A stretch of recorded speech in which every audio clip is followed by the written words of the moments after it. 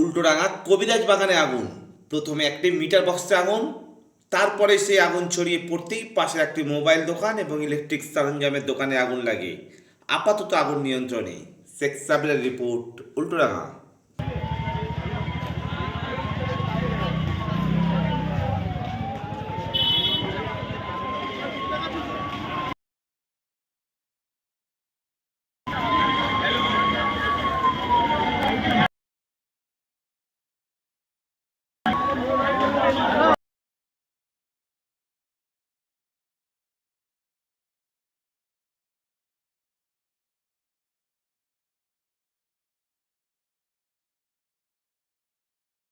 সব খবর সবার আগে পেতে সাবস্ক্রাইব করুন আমাদের ইউটিউব চ্যানেল এবং লাইক ও ফলো করুন আমাদের Facebook page S S star news.